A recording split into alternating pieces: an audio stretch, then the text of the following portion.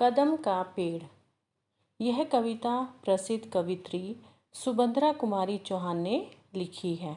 इस कविता में एक बालक यह कल्पना करता है कि वह कदम के पेड़ पर चढ़ जाएगा और अपनी माँ के साथ लुका छिपी का खेल खेलेगा।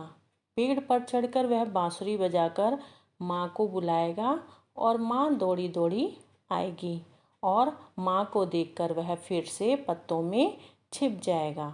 माँ द्वारा बहुत मनाने पर वह फिर नीचे आएगा। बच्चों, बचपन की शरारतें बहुत अच्छी लगती हैं। छोटे बच्चे जब जिद करते हैं तो माँ उन्हें कभी प्यार से बहलाती है, कभी फटकारती भी है और उन्हें मनाने के लिए तरह तरह के लालच भी देती है। आज हम ऐसी ही कविता का अध्ययन करेंगे। ये कदम का पेड़ अगर माँ होता यमुना तीरे, मैं भी उस पर बैठ कन्हैया बनता धीरे धीरे। बच्चा अपनी माँ से कहता है कि यदि कदम का पेड़ यमुना के किनारे होता तो मैं उस पर बैठकर कन्हैया बन जाता। वह ऐसा इसलिए कह रहा है क्योंकि श्री कृष्ण भी यमुना किनारे कदम के पेड़ पर बांसुरी बजाते थे। ला देती यदि मुझे बांसुरी तुम 2 पैसे वाली, किसी तरह नीचे हो जाती ये कदम की डाली।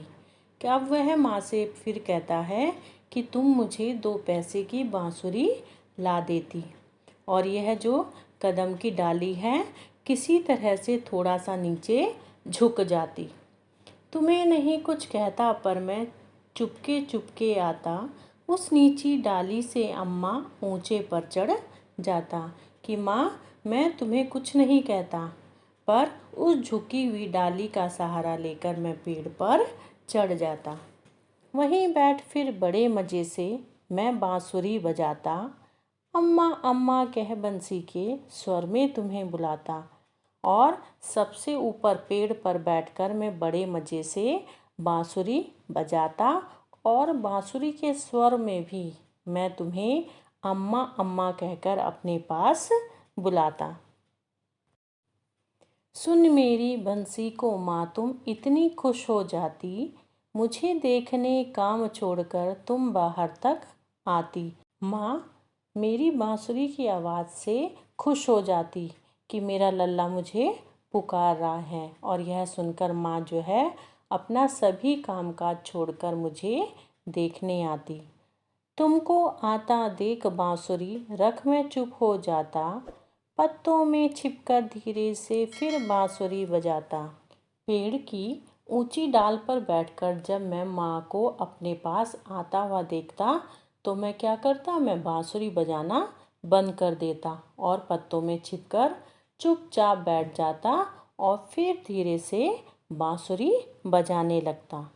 गुस्से होकर मुझे डांटती, कहती नीचे आ जा, पर जब मैं ना उतरता हंसकर कहती मुन्ना राजा।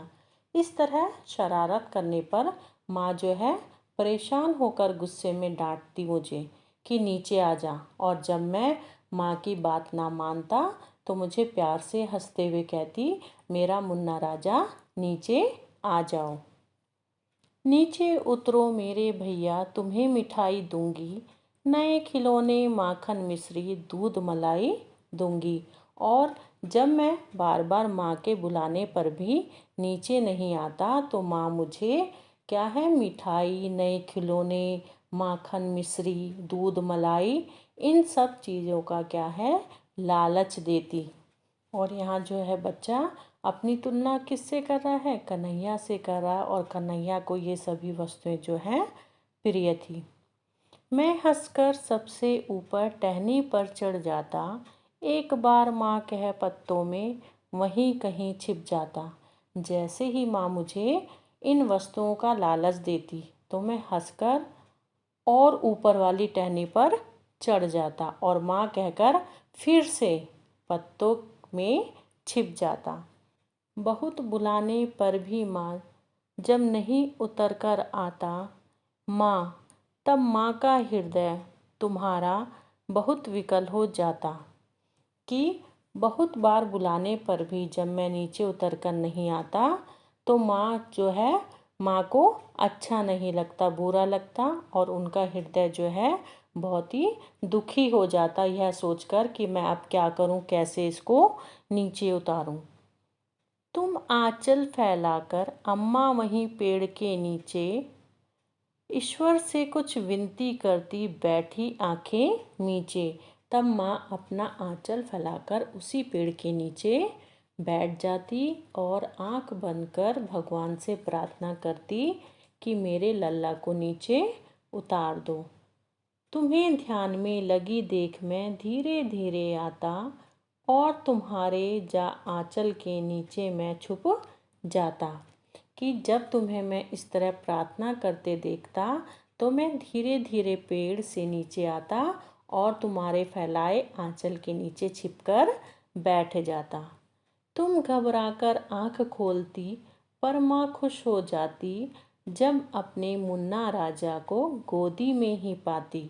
और जैसे ही माँ को आभास होता कि मेरे आंचल के नीचे कोई आया है तो वो घबरा जाती, लेकिन दूसरे ही पल वह अपने लल्ला को देखकर खुश हो जाती क्योंकि वह अपने मुन्ना राजा को अपने ही गोदी में पाती।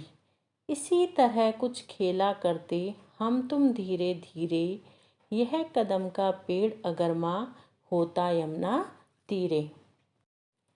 माँ, अगर यह कदम का पेड़ यमुना के किनारे होता तो हम तुम इस तरह ही धीरे धीरे यह खेल खेला करते।